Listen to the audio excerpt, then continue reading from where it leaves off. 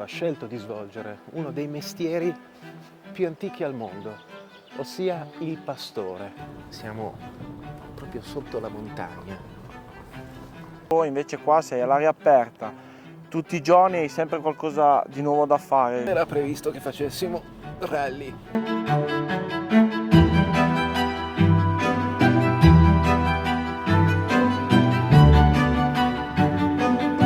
Guarda e ti applaude, bravo quello che hai fatto, ripaga di tutti i sacrifici che fai durante l'anno.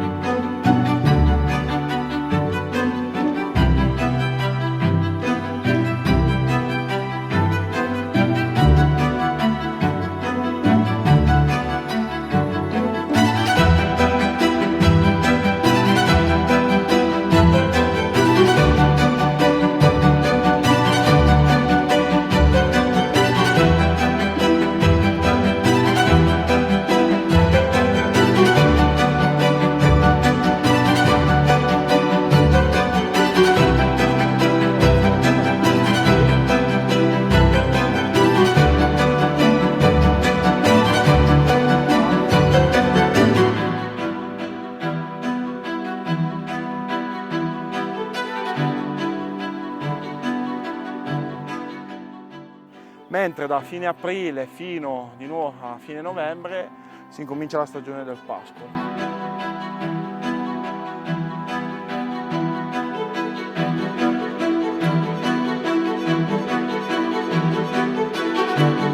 Uno se non è la passione in questo lavoro non ce la fai.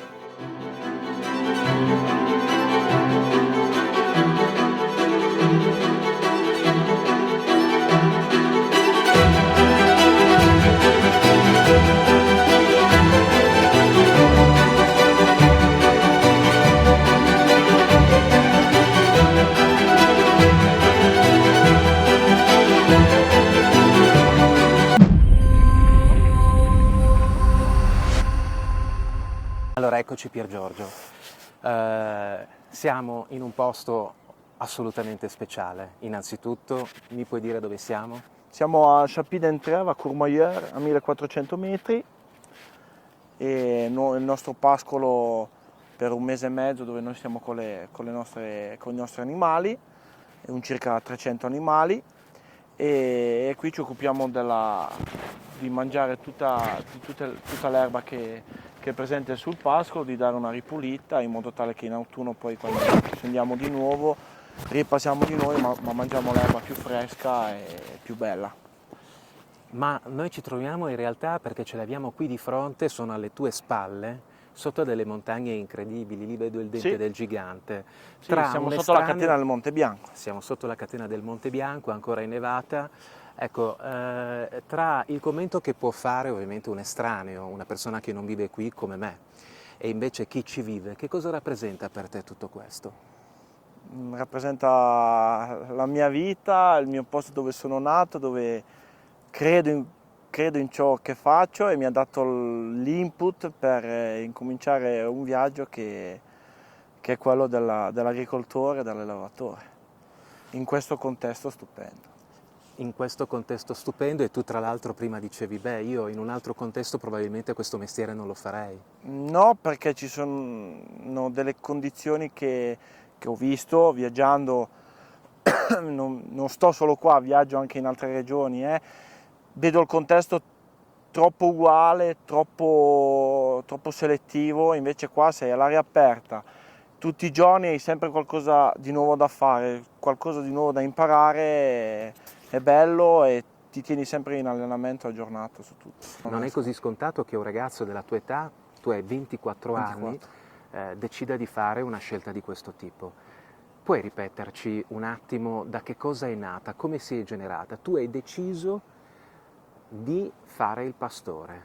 Ecco, com'è nata? È nata che fin da piccolo sono stato con mio papà lui aveva una decina di pecore, che lui lo faceva per passatempo e mi ha sempre portato con lui, quando finivo la scuola mi ha sempre portato con lui a spostare, a fare il pastore con le pecore, a fare il fieno, preoccuparsi se stanno bene, stanno male.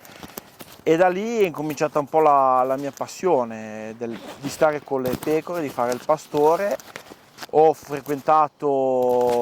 finito gli studi nel 2017 e pensando tra me e me cosa veramente potessi fare tra lavorare in un ufficio o lavorare all'aria aperta e fare il pastore, la cosa più adatta a me, dato che ho provato a lavorare in ufficio, che non mi trovavo, è fare il pastore. Allora dal 2017 ho incominciato a capire cosa mi serviva per fare il pastore, cosa doveva esserci per finire ciò che mio papà aveva incominciato. Allora abbiamo trovato la stalla dove ricoverarle d'inverno, abbiamo incominciato a comprare dei macchinari per fare la fienagione e per fare tutta la scorta per l'inverno per le nostre bestie, e dal numero di 10 capi che avevamo adesso contiamo un 150 animali di nostra proprietà. Invece d'estate arriviamo a circa 300 capi tra adulti e nuove leve in montagna che le prendiamo sia da piccoli allevatori che risiedono nella nostra zona che anche da un po' da fuori valle dal punto di vista di pecore da ingrasso.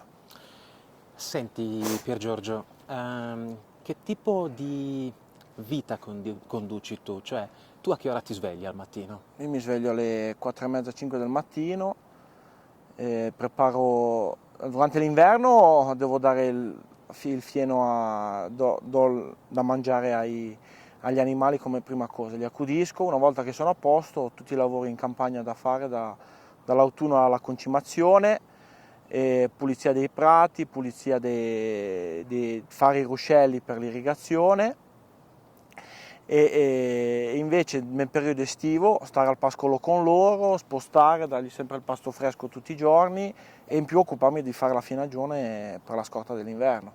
Quindi il lavoro non manca mai, c'è sempre qualcosa da fare, i lavori sono diversi perché non c'è solo il pastore, si rompe una luce devi saper fare l'elettricista, si rompe un tubo devi saper fare l'idraulico. Questo lavoro ti insegna devi sapere fare di tutto, è un lavoro a 365 giorni e 365 gradi. Quindi, sì, infatti adesso volevo tornare su questo punto, quello che tu dici, no? Perché poi è un lavoro che richiede anche competenze di vario tipo, conoscenze di vario tipo.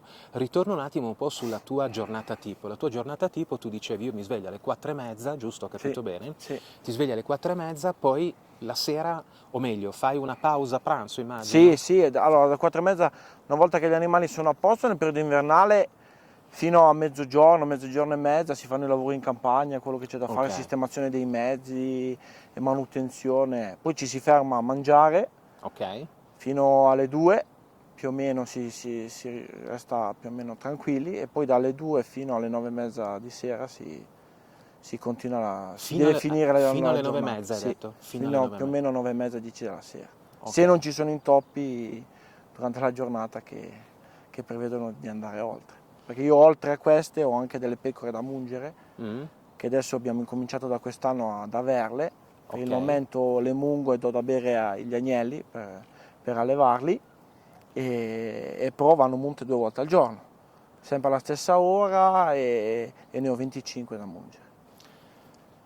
Adesso pian piano ci arriviamo su tutto, però visto che noi siamo qui, no, in un canale di viaggi dove si intende il viaggiare anche andare a conoscere qualcosa che va oltre, no, quello che è a Sì, portata di mano, oltre noi stessi, e quindi anche portare sul canale esperienze di viaggio di vita come la tua vuol dire far conoscere a un pubblico anche che cosa vuol dire, no? ehm, Vivere in un certo modo e fare determinati tipi di scelte. Cos'è che piace, cos'è che ti piace davvero di più? Dimmi 3 cose in maniera molto semplice allora, che ti piacciono davvero di più del tuo lavoro. Cos'è che ti primo piace stare a davvero? contatto della natura, Mm, e vedere le sue evoluzioni, i- in tutti gli ambiti. Vedere, vedere che col tuo sforzo che tu ci metti tutti i giorni, tutti i sabati, tutte le domeniche, perché questo lavoro non c'è giorni di riposo, non c'è sabati, domeniche, Natale, festività, gli animali devono sempre mangiare, vedere dall'agnello, per esempio, dall'agnello farlo arrivare alla pecora, tu lo allevi e vedi il cambiamento. Tu lo vedi da piccolo e dici, boh, questo sarà una pecora, però se tu non lo allevi bene, non ci metti la cura, non ci metti passione, questo agnello rimane agnello, non diventerà mai pecora. Quindi tu, se ti piace questo lavoro, sei a contatto con la natura, vedi il risultato, ti appaga. Io sono cresciuto da 10, io sono cresciuto dal 2017 adesso, da 10 pecore l'ho portate a 150, ne ho acquistate ma ne ho acquistate poche, il resto sono tutti allevati da noi, da me, dall'agnello fino alla pecora, quindi il risultato finale è quello che ti appaga di più. Ok, quindi comunque confermi che sicuramente il contatto con la natura e anche la possibilità 100%. Di assistere a questa meravigliosa evoluzione anche della crescita, no? delle tue piccole, le chiamo così se posso, no? Quindi dall'agnello alla pecora.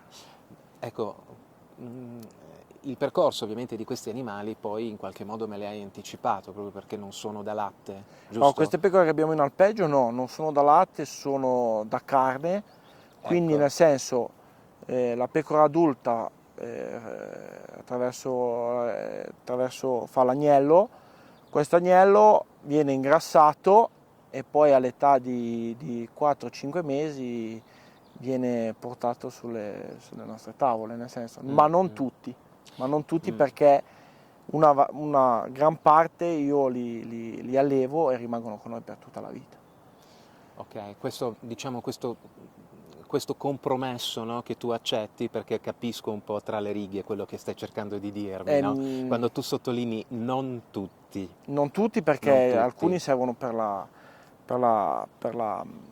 gioventù, per far crescere nuove pecore, nuovi animali che servono a sostituire, ahimè, quelli che arrivano all'anzianità, che non riescono più ad andare nei nostri pascoli, non mangiano più bene, sono anziani e quindi vanno messi da parte. Quindi un po' ti affezioni comunque? Sì, sono affezionato, è difficile, ma bisogna trovare un compromesso, perché se dovessi tenere tutto il gregge che ho, tutti gli agnelli che fanno, dovrei avere una stalla che posso aumentare tutti i giorni. Certo. E poi non mi basta come foraggio, non mi basta.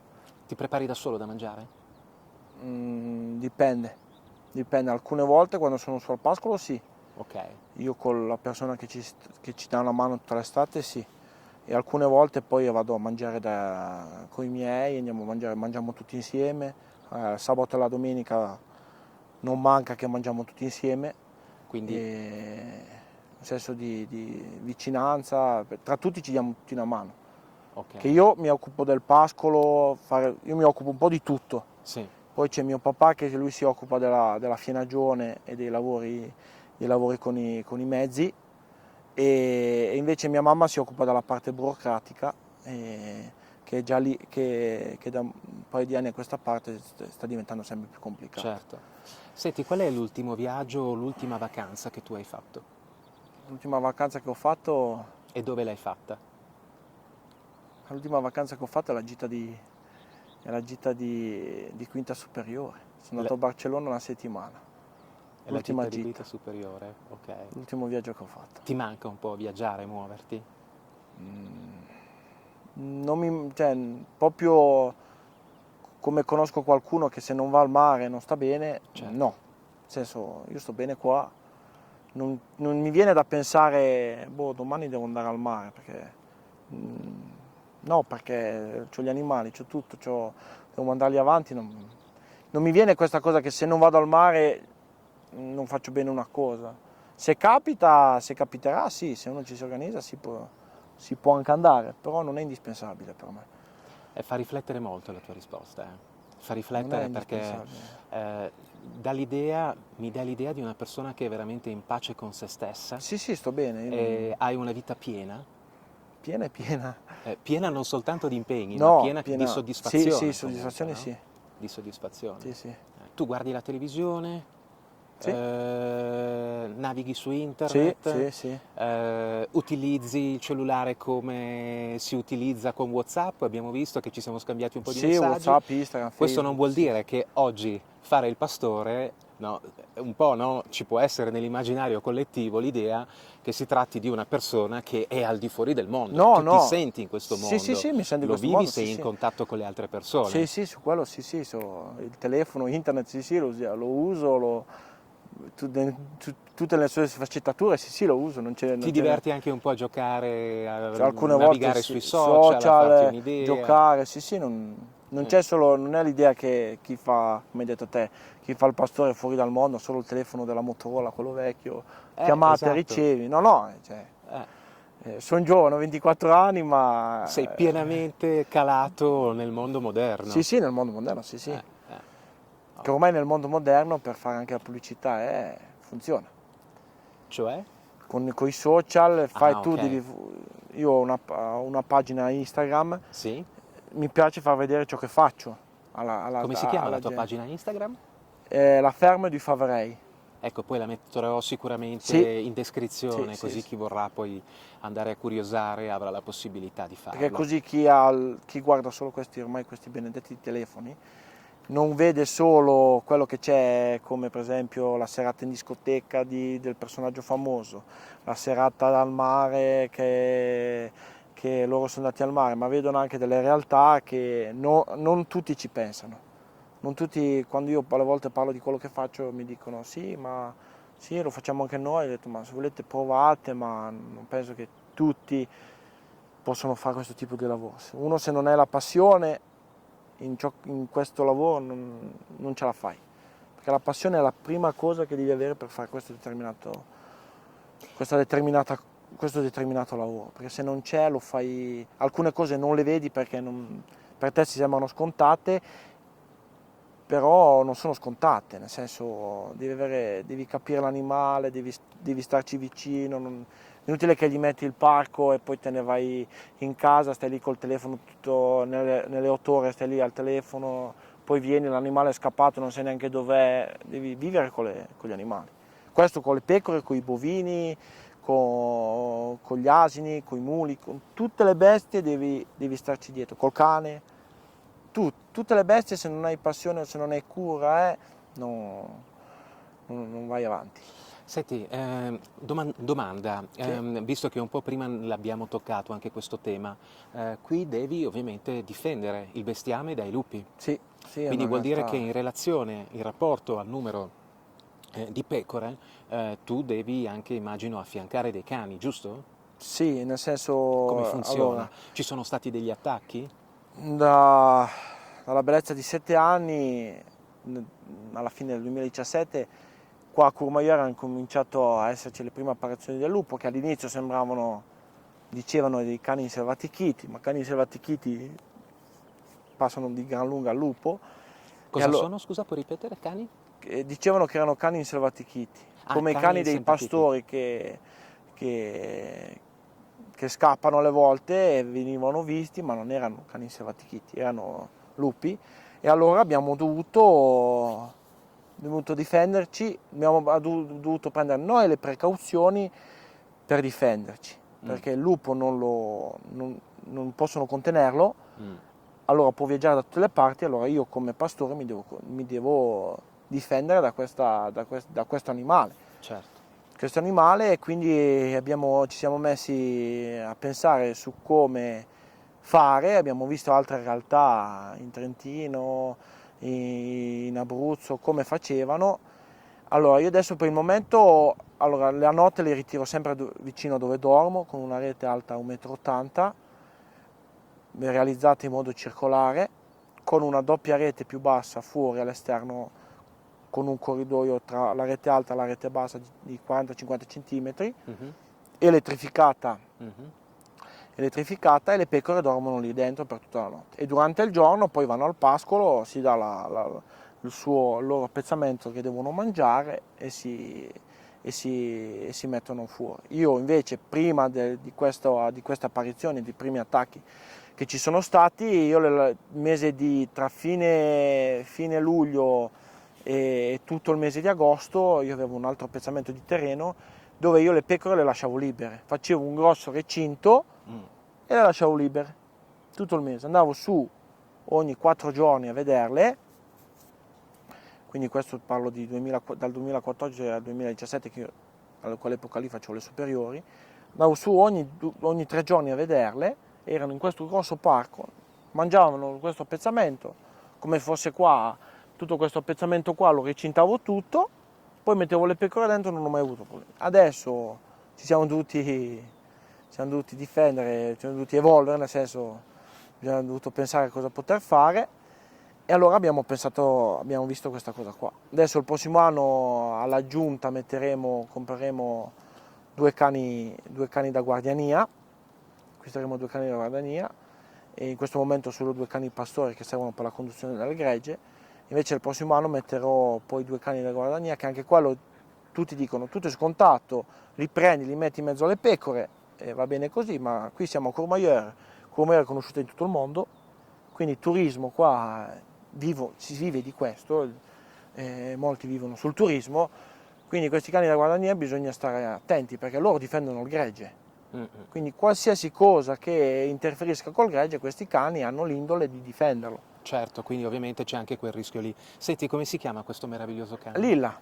Come si chiama? Lilla. Lilla, è di un affettuoso incredibile. Sì. E la tua compagna?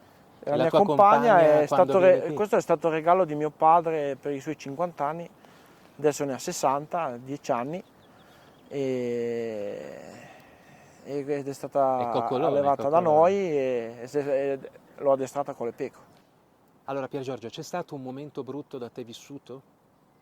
Sì, un momento brutto, sì, tra virgolette, l'ho passato in questo anno e mezzo perché siccome io sono giovane, come vi ho detto sono 24 anni, sono giovane, certe cose le vedo semplici da fare, semplici da realizzare, ma sono tutt'altro che semplici in questo mondo e mi sono ritrovato in un momento dove stavo pensando di dire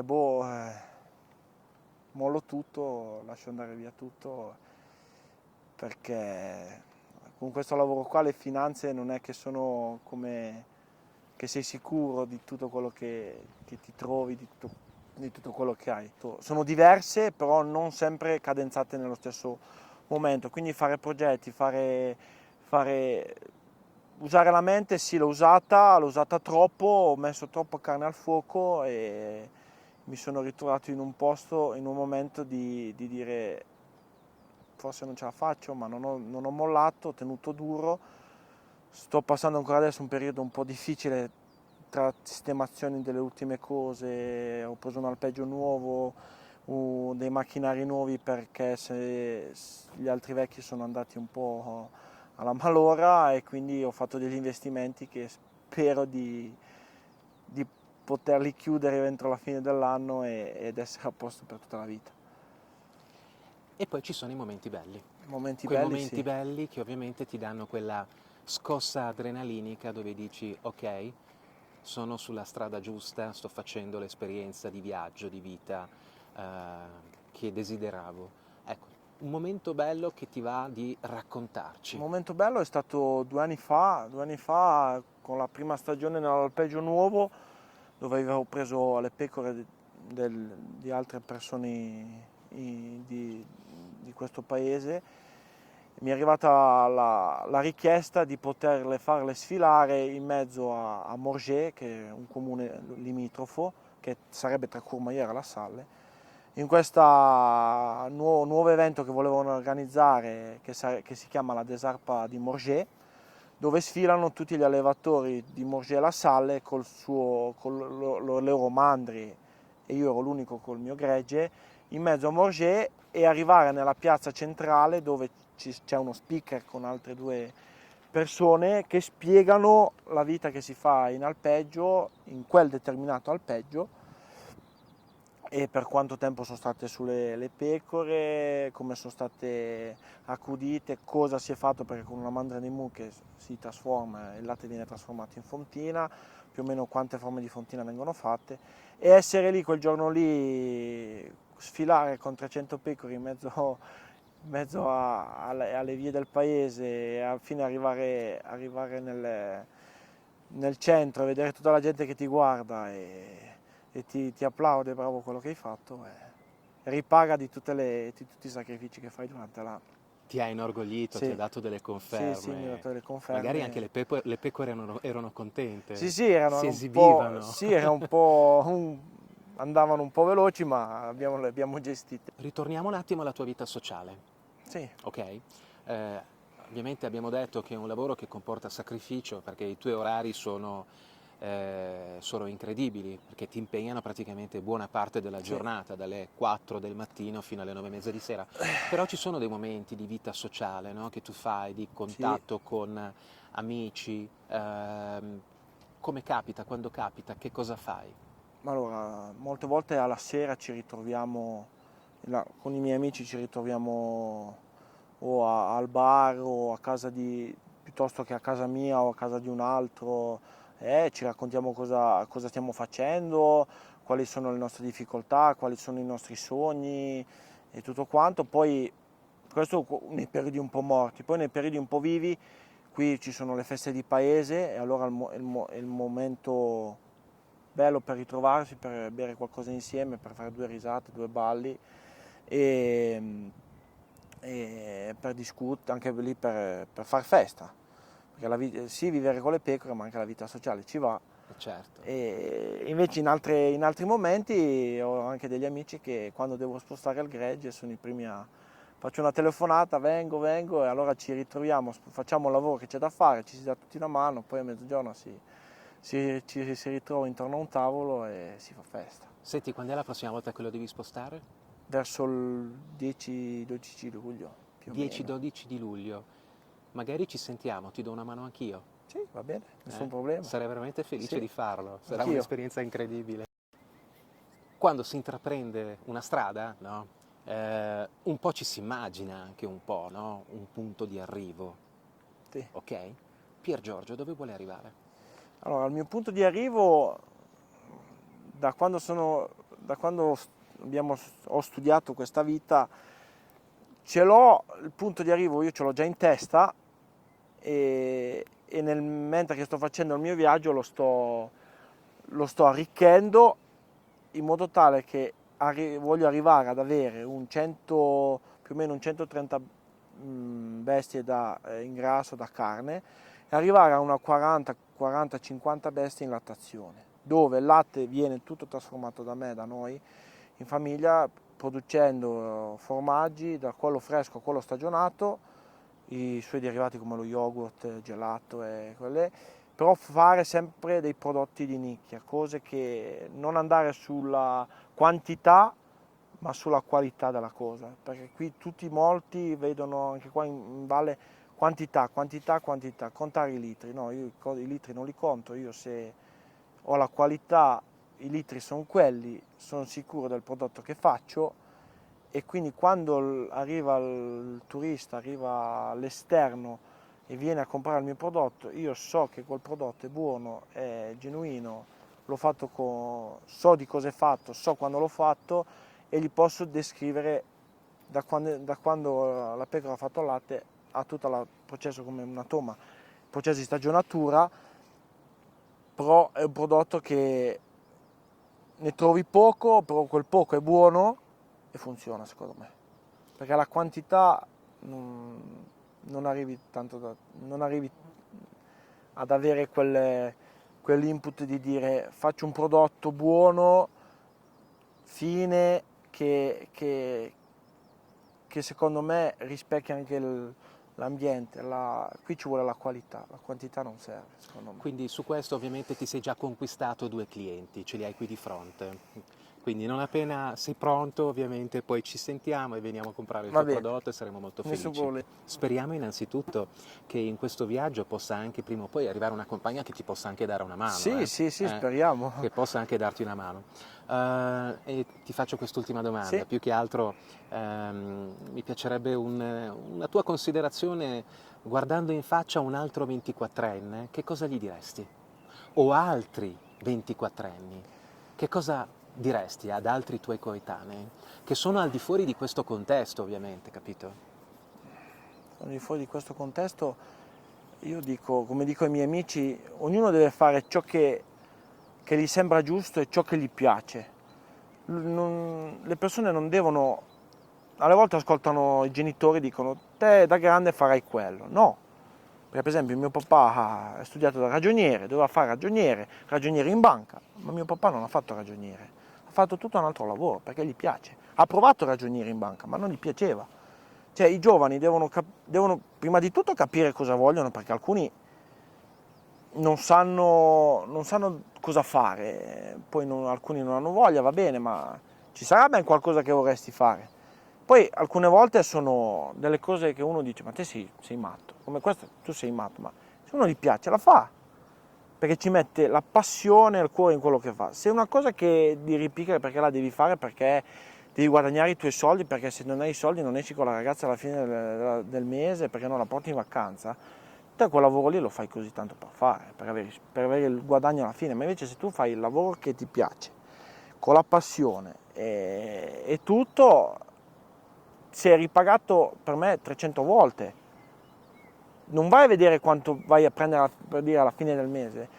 Sei arrivato ti sei messo un obiettivo, sei arrivato a quell'obiettivo, ce l'hai messa tutta, va bene, bravo, continua così, ognuno deve fare quello che gli piace.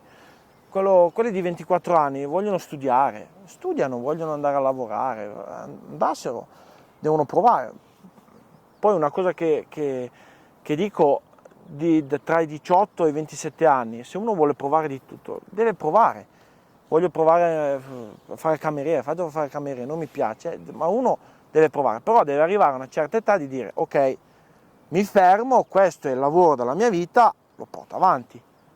Non arrivare a 40 anni, 50 anni e dire ah ma oggi lavoro qua, domani lavoro là, perché poi uno pensa anche ad avere una famiglia, e tutti gli annessi e connessi, e quindi giovani si prova di tutto, si deve girare, fare, disfare, secondo me, e poi si deve arrivare a un punto della vita e dice boh, questo è quello che voglio fare, mi piace, ci sto bene, e continuo per quella strada lì. Giorgio, grazie davvero, perché a volte ci sono degli incontri, no, che avvengono un po' così per caso, no? Noi ci siamo conosciuti da poche ore grazie a un'altra persona, quindi sei una persona veramente in gamba, un ragazzo veramente in gamba, e si vede che hai le idee chiare e soprattutto mi sembri una persona molto consapevole che ha deciso veramente il percorso di vita da fare. E poi sai cos'è che mi colpisce veramente tanto, no? Quando io ti ho fatto la domanda e tu hai risposto rispetto a quello che tu ti immagini, no? Come punto di arrivo, quindi anche immaginarsi, no? Quello che potrebbe essere un percorso, una strada, non è banale, non è una cosa da poco, perché poi diventa tutto più semplice, no? Quando se tu hai l'obiettivo, vai avanti, hai l'obiettivo chiaro. Ti ha fatto piacere fare questa chiacchierata? Sì, tanto. Cosa ti è piaciuto?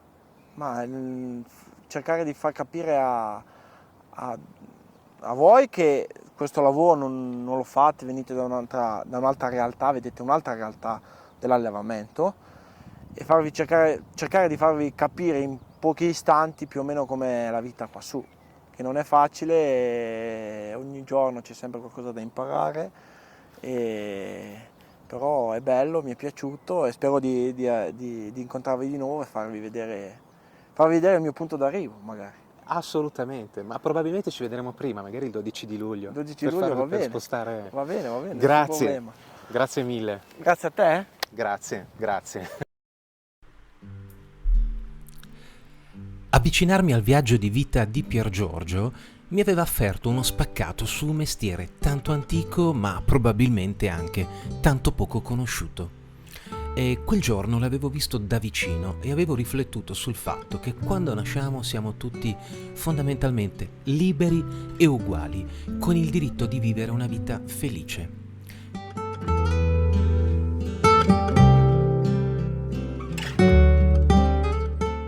Pierpaolo trasudava gioia ed equilibrio e soprattutto un'armonia interiore grazie alla sua scelta di fare un mestiere difficile, ma al contatto con quella natura di cui aveva deciso di circondarsi e che nella sua maestosità lo circondava dalla nascita. Cercare un equilibrio è un'esperienza personale e doverosa. Il percorso non è sempre semplice, le diramazioni sono tante e ognuno cerca di raggiungerlo a suo modo. A volte si può cadere, quindi dobbiamo assicurarci sempre a qualcosa. Abbiamo il dovere di lanciare anche noi il nostro sasso nello stagno, che cadendo inizierà a produrre i suoi effetti. Piergiorgio quel sasso l'aveva già lanciato e quel giorno aveva generosamente raccontato se stesso, contaminando con la sua determinazione e semplicità e raccontando una storia semplice e ricca di tanto di buono. In fondo, lui ha scelto di fare il pastore.